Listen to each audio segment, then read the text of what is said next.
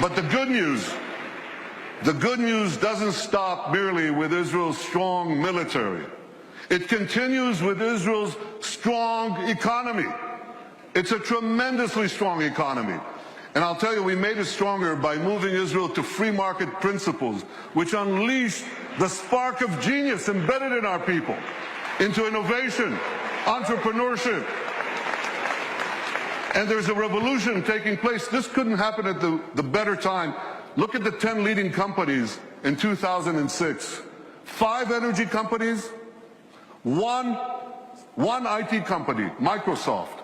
And a mere 10 years later, 2016, a blink of an eye in historical terms, it's completely reversed. 5 IT companies, 1 energy company left. The true wealth is in innovation. You know these companies, Apple, Google, Microsoft, Amazon, Facebook. Guess what? They all have research centers in Israel. All of them. Major research centers. And they're not alone. There are hundreds more. And there's a reason. Something is going on. It's a great change. You want to hear jargon? It's one sentence. This is a terrible sentence, but I have no other way to say it. It's the confluence of big data, connectivity, and artificial intelligence. Okay? Did you get that? Yeah. You know what that does? It revolutionizes old industries and it creates entirely new industries.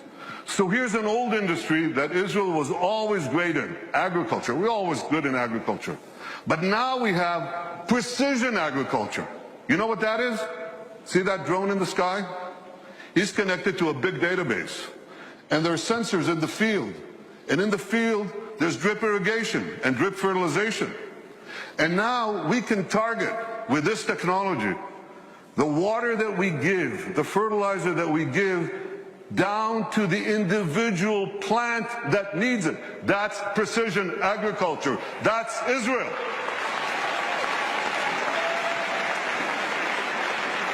Unbelievable. You know, we were always good in water. I want you to see how good we are. So we recycle almost 90% of our wastewater. The next country with less than 20% is Spain. You can see how Israel, what it does for water, what it does for the environment. So when you take these two things, agriculture and water, and the other technologies that we apply in both, we can change the world.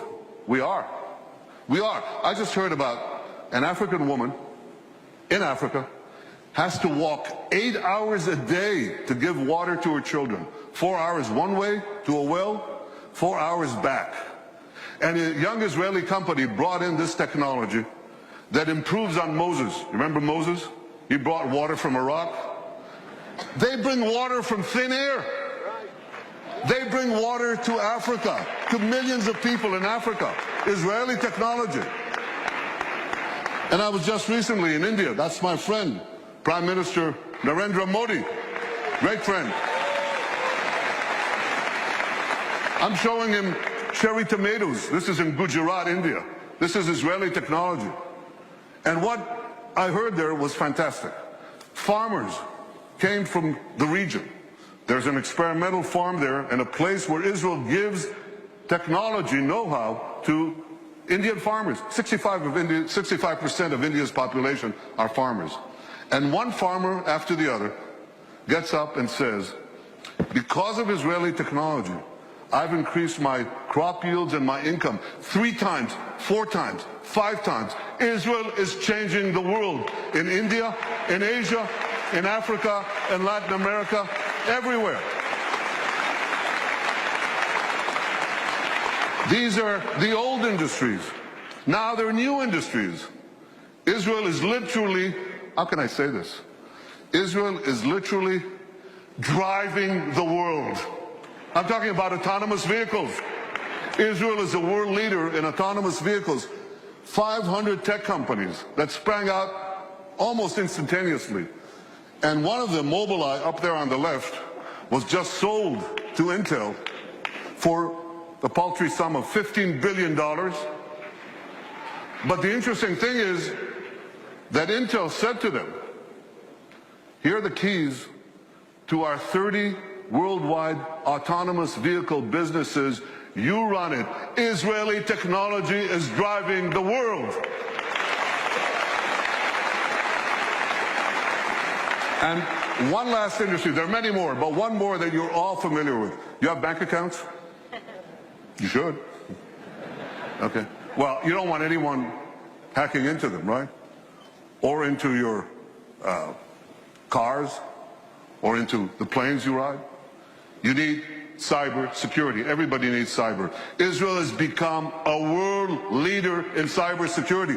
Look at how much they invest in the hundreds of Israeli startup companies, tremendous companies. But here's another factor that you should know. Israel's population is how much? Who knows? Class? 8 million. It's closer to 9, but it's about between 8 and 9 million. That's correct.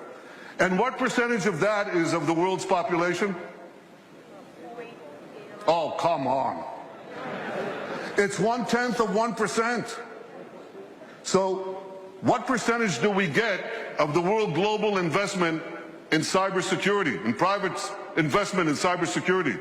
We're 1/10 of 1% of the world's population, and we get a whopping 20% of global private investment in cyber. We're punching 200 times above our weight. Not 2 times, not 10 times, not 100 times, 200 times above our weight. That's one heck of a punch. Very strong.